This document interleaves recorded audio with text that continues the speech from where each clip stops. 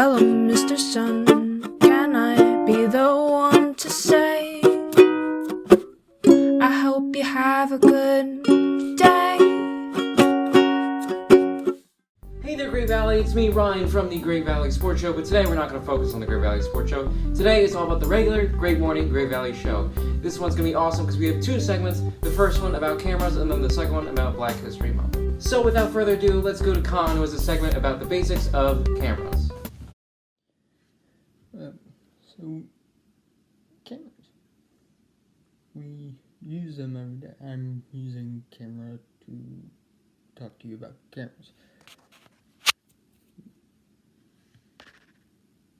So, how do cameras work? All cameras function on really two properties of light. And so one of them is light can be bent. That is what this does. This is a lens for older film camera or a digital camera that requires a lens. Another thing is, which was developed with film camera, is these days called ISO. I don't know what it means. It's probably something in French. ISO is the sensitivity of the film to light.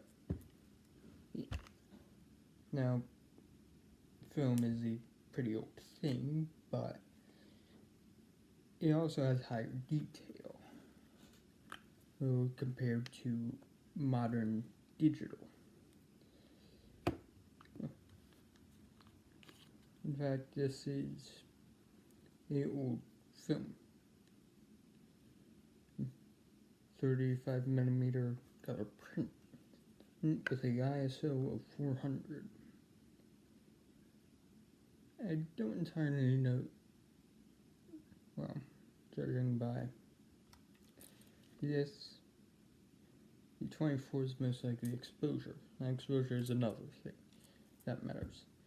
Exposure is how long the shutter is open. Now, the shutter is pretty much was. It's more of now how much information you take in from the sensor. The modern digital cameras. So this is a shutter. It goes up, then flaps back here, go down and up.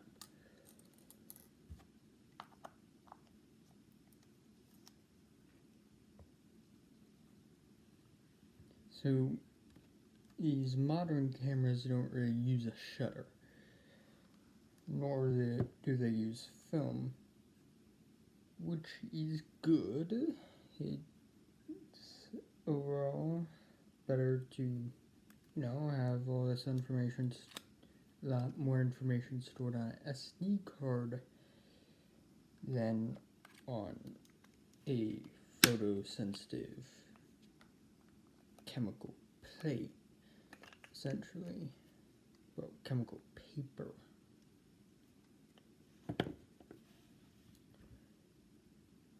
Film, how do I put this? The use of lenses is actually very important. A lens allows you to focus manually, which is tends to be better than autofocus. It allows you to have a higher, when you zoom in, the quality is higher because it's a physical zoom. It looks more like you're actually getting closer to what the camera is pointed at.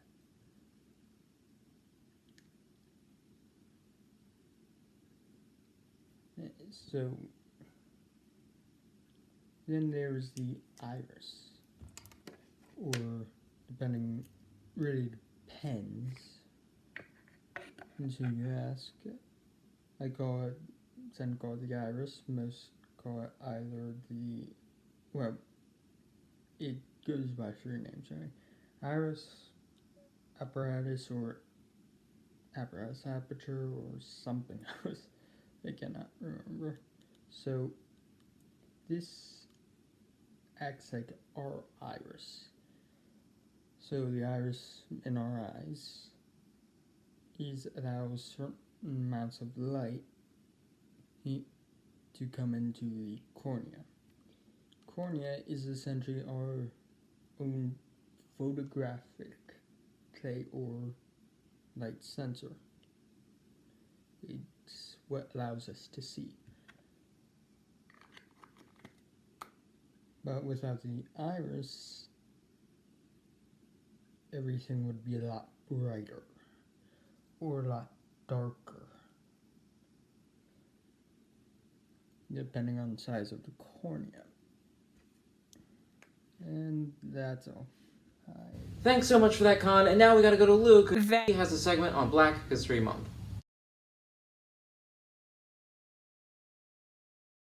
Hello everyone, I'm Sarah, and February happens to be Black History Month, and I will be here every week talking about an important figure in Black history.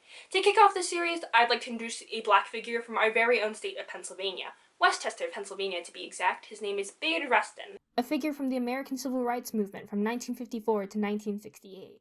Born in 1912 in Westchester, Pennsylvania, Bayard Rustin is known for his work with American labor unionists A. Philip Randolph, activist Ella Baker, and Dr. Martin Luther King Jr.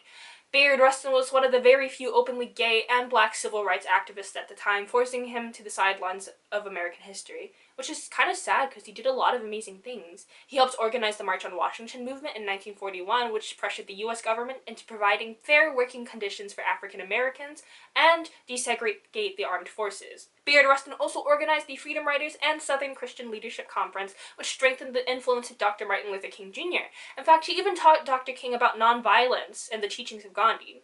Unfortunately, because he was gay, Rustin was relegated to the role of an advisor, working behind the scenes on these great projects, and I can't help but wonder, what kind of work could he have done if he was able to work at the forefront of the movement with his peers? In the 1980s, Bayard Rustin became a public advocate for LGBTQ+ rights and continued to fight for racial equity, even after the death of Dr. King.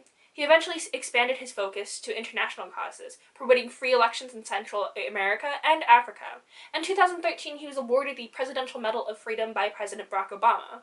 We can still see parts of Bayard Rustin's legacies in our own town. Bayard Rustin High School is located in his hometown of Westchester. His friendship with Supreme Court Justice Marshall Thurgood played a significant role in Marshall's dissent in cases trying to oppose the state sodomy laws. This case is known as Bowers v. Hardwick, and his contributions to the civil rights movement and racial equality is undeniable. Yet we never hear about his works in American textbooks or in our history class. Like many other important black activists, politicians, scientists, and artists, we don't get to hear about his legacy, so it's important that we educate ourselves on what American history truly looks like, and not just the stories that we're told.